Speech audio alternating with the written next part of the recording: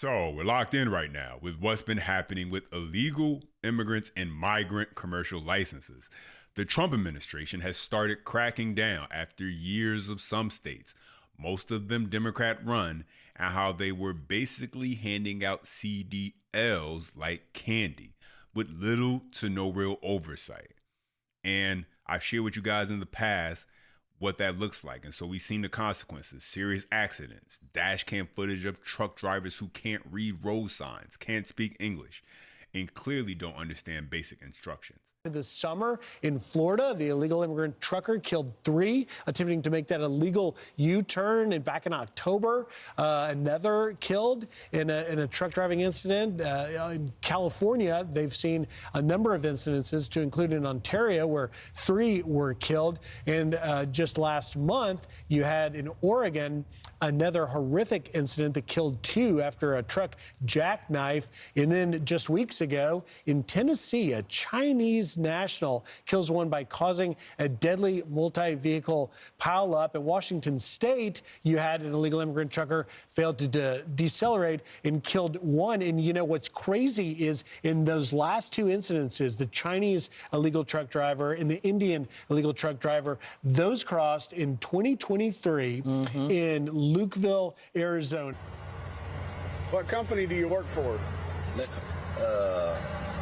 company, California. Your company's called California? Yeah. Yeah, you don't understand me. Okay. All right. I'm telling you, it's bad. So, his company is UUL. What are you doing,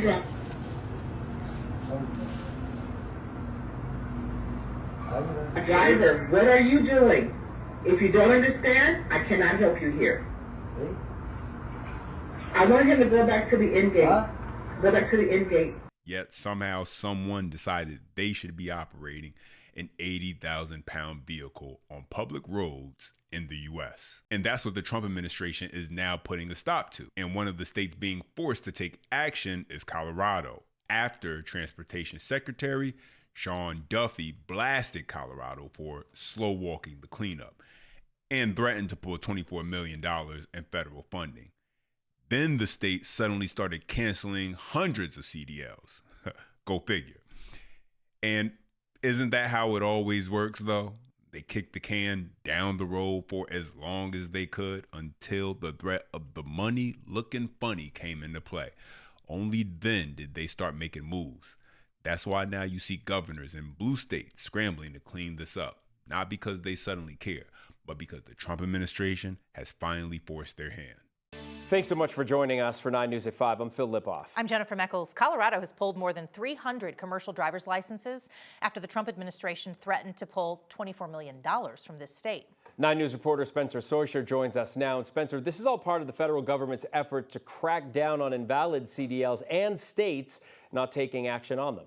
Yeah, the feds ran a nationwide audit a few months ago and said it found Colorado and a handful of other states were breaking federal law with how they were issuing commercial driver's licenses.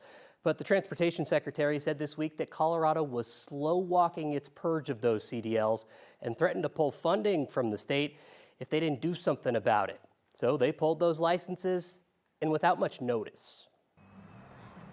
Just 2 days before Christmas, the Colorado Department of Revenue raced to get itself off the Trump administration's naughty list.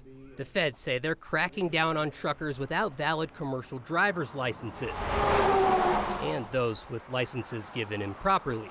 I think a big part of this, that drove the whole discussion on this has been some, when I say high profile crashes that involved individuals who did not have legal status. Transportation Secretary Sean Duffy threatened to take away $24 million from Colorado if it didn't pull the licenses and take action on expired term limit CDLs.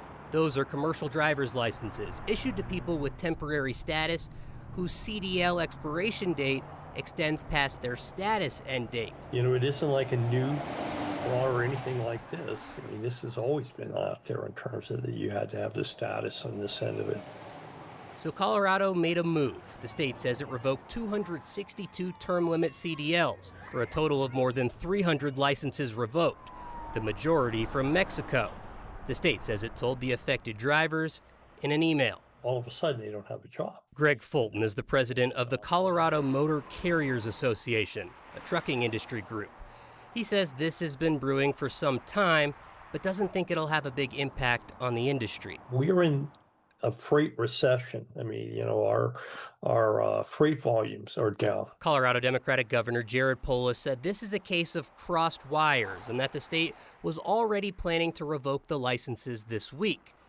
Now, Fulton says the question becomes if truckers even know their license was pulled and if they plan to drive anyways. I think the answer is probably yes. It's their livelihood and all this at this point. It's a tough time of year on this end of it. Yeah, and so if they decide to do that, then clearly they should be held liable, get arrested, even face deportation as far as things go, especially the ones who are already here illegally, even the ones who may be here on some type of legal status. If you're going to willingly break the law, then that means that perhaps you don't need to be in this country as far as things go. But also those who should be held accountable should be these trucking companies. They should be held accountable also because they hire the drivers knowing that's the status. But in many cases, they're fine with doing that because they can take advantage of the drivers who will pretty much go along just to get along because they want to get their paycheck. And so whether that means doing something illegal when it comes to fudging their books as far as their drive time when they're supposed to be resting and that whole thing as drivers, or whatever it is, you got some companies out here that have very shady business practices that are perfectly fine with hiring illegals because they realize that they won't say anything about their shady business practices more than perhaps someone who is an American citizen, someone who knows their rights, someone who understands that they have, workers' rights, will be more likely perhaps maybe to speak up. And so check this out. This is exactly what happens when the money gets involved. And so now you got California and they're canceling around 20,000 CDLs. And now what you have is a group of immigrant truck drivers, go figure, suing California, DMV to stop it. The law, I mean, I'm sure that's not something Gavin Newsom saw on his wish list, getting sued by the very people he invited to say, hey, come to California. We'll let you be here. We don't care about your legal status. We don't care, what you do. Just come to California because we want you to vote blue and keep the state blue. We'll figure out everything else as we go along. And so the lawsuit says the state basically folded under pressure from the Trump administration and rolled out mass cancellations that could wipe out people's livelihoods overnight. And let's be clear. Yeah, California didn't wake up one day and suddenly decide, you know what, let's clean this up.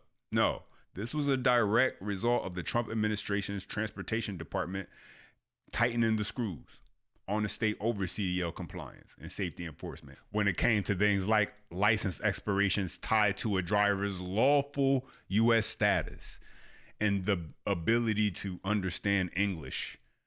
Now those drivers are saying that a lot of this is California's DMV's fault, not theirs, and that the state could have corrected it, but instead the DMV moved toward revoking their licenses without a clear path to actually fix it in time. So from their perspective, they're getting hit with the state's error. But from the federal side, the argument is simple. Commercial licenses have to follow federal rules. And if states don't enforce them, then people can get hurt. And if you don't want to enforce them, then we're going to withhold federal funds. But with that being said, let's take a listen.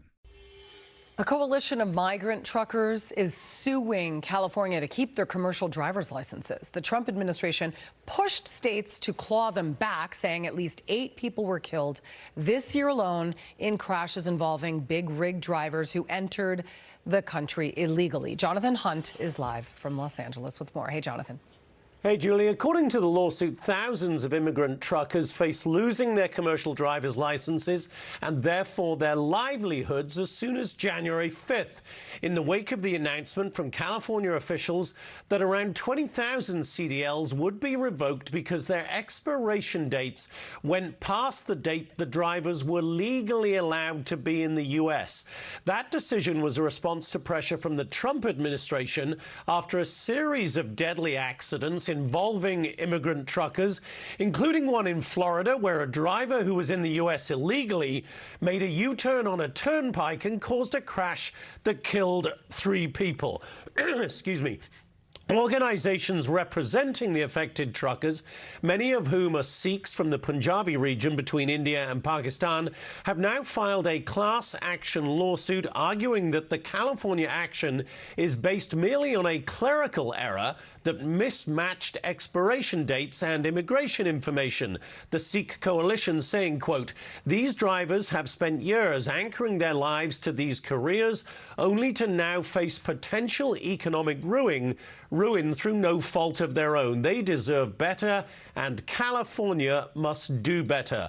The lawsuit is asking the Alameda County Superior Court to halt, at least temporarily, the license cancellations. Julie? All right, Jonathan Hunt, thank you so much. Sure. Nate. All right, let's bring in Chuck Marino, former DHS senior advisor, to dig a little bit more into this. This has been a big problem throughout the year, with at least 8 deadly crashes with these illegal migrants driving these big rig trucks. And Transportation Secretary Sean Duffy explained a little bit more about the problem. Listen here. These rules are not made up by the Trump administration. I didn't make them up. These are rules that are set up to make sure our roads are safe. And so if you can't speak English, if you haven't gone through the proper training courses, you shouldn't be behind the wheel of a big rig. These are 80,000-pound vehicles that can be incredibly dangerous when things go wrong. The problem is that you had Joe Biden that let tens of millions of people into the country, and then you have liberal governors who said, well, they got to work. So more than 17,000 of these CDLs in California are set to expire coming up on January 5th. The rest of them will expire in February. The migrant truck drivers say that there's going to be a whole bunch of damage to the economy if this actually follows through. Where do you see this going?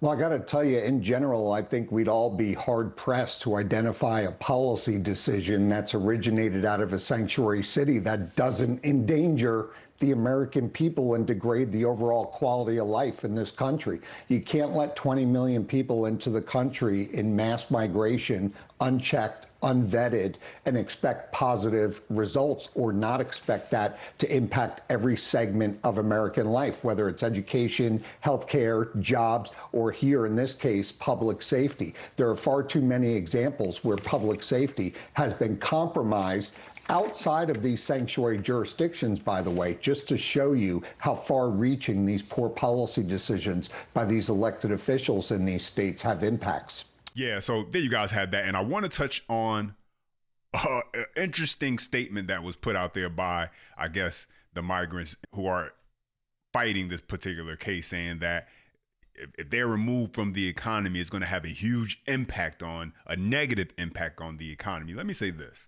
The next phase that needs to happen, because if that is any way, shape, or form true, which I don't believe, but the next phase that needs to happen is we need to get young men back to blue collar jobs again.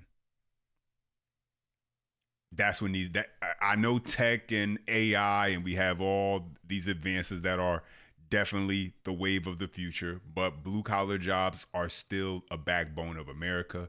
They still are a major part of what makes this country turn, and we need to get young men, able-bodied young men, back out there building again.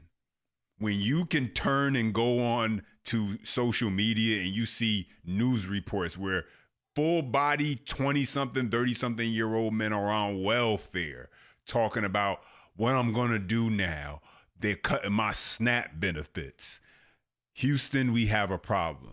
We need to get young men back to building again, get them stopped from being so lazy, the ones who are, and start teaching them how to actually create and build. Everybody doesn't need to run to college and rack up debt in order to try and think they're going to find their road to success. And I think what has happened, in my opinion, is that this country has done young men a disservice. They've done young men dirty. Where if you are not a young man and you're thinking about college and you're good in the books, you're great with numbers, you're kind of in no man's land nowadays. You know, and before you could always know that, hey, as long as you were hardworking and you were willing to get out there and go get it, you could work with your hands, you know, you could find your way, because you can get into construction, you can get into building, you can get into something where your hands were your asset, and then you just picked up the knowledge, the skill, the experience along the way. But a lot of young men in their 20s, they find themselves struggling nowadays, because now those jobs that were once there for them because they had the energy, the strength, the resiliency to be able and capable of doing those jobs were given to illegal migrants who were willing to do them for rock bottom prices that no U.S. citizen can beat, because they're not sending their money to another country in order to save it up and one day return there. No. And now what we see are young men, young people who would work at Amazon. You pick packages, you pick products up off a shelf and put them in a box, and they get delivered to people across the country, across the world. And while, you're earning a paycheck, you're not really gaining any real skills like you would if you knew, like, oh, wow, I worked in this field. I understand how to do landscaping. I understand how to build a home and what that looks like. And so all this looks like to me is an opportunity for more Americans to have a job, have work, get off of welfare, stop depending on the government to take care of you, especially when you're fully capable of working and taking care of yourself. It's hard work, but yeah, that's what it is. None of this is surprising or new. These states have been doing this for a very long time. It just took now the Trump administration cracking down and cleaning a lot of this fraud, waste, abuse, cleaning it all up. And so we're going to see where things go from here. But let me know your thoughts. Drop your comments down below. I appreciate when you guys chime in. Don't forget, smash that thumbs up. Let me know you love the video. Subscribe for more. And share this video. That way more people see what's really going on. And as always, until next time.